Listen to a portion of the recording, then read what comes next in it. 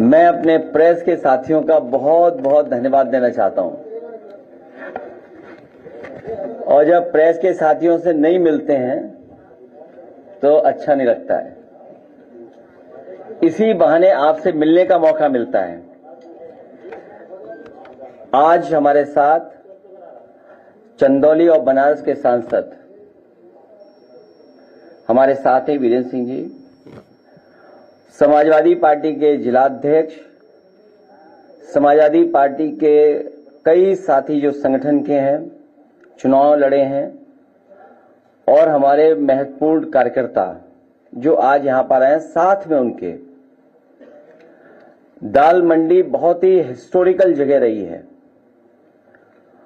उस बाजार के कुछ व्यापारी साथी आए हैं, लेकिन वो दुख तकलीफ सभी जो व्यापारी हैं उनकी लेकर के आए हैं। जिस तरह से लगातार पिछले कई महीनों से, या यूं कहें कि कई साल से उनके ऊपर सरकार की तरफ से जो सरकार का फैसला, उसकी वजह से संकट आया है।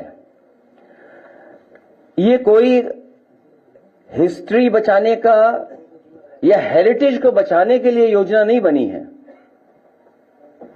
बीजेपी के लोगों की तरफ से जो योजना बन रही है, कोई यहां हिस्ट्री बचाने के लिए नहीं है, ना हेरिटेज बचाने के लिए है। ये पॉलिटिकल डिमोलिशन होने जा रहा है।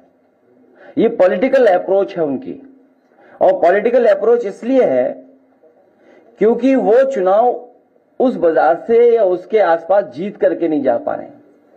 अगर उन्होंने कोई एग्जाम्पलरी काम पहले कोई किया होता, बनारस को क्योटो के बराबर खड़ा करने के लिए, क्योंकि हमने आपने जो तस्वीर या जो विजन देखा, और खुशी तो तब हुई जब ये विजन आया कि हम वाराणसी को क्योटो बनाने जा रहे हैं।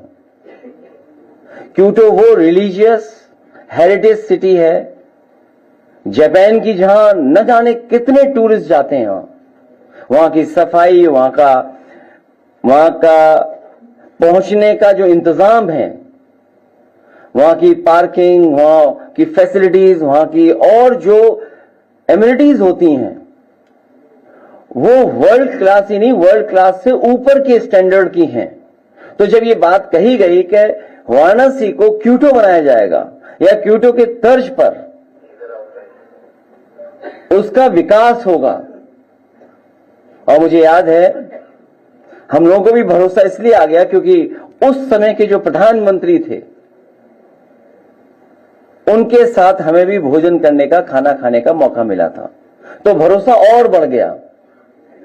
लेकिन इधर देख रहे हैं कि लोगों को परेशान किया जाए, कैसे किया जाए, तकलीफ कैसे पहुंचाई जाए, उनका कारोबार कैसे छीना जाए, उनको अपने डर से, अपने सरकार की ताकत से, सरकार के डर से कैसे डराया जाए जिससे वो अपनी मांग भी न मांग सकें।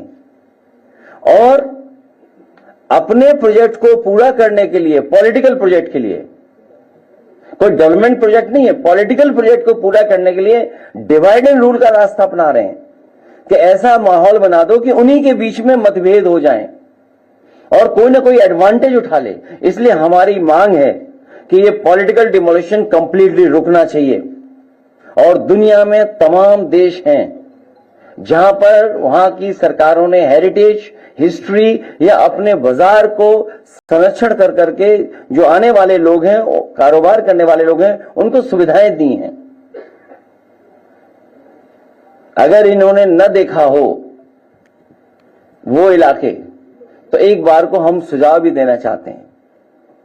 हालांकि हमारे मुख्यमंत्री जी सिंगापुर में स्पेन ढूंढ रहे थे। सिंगापुर में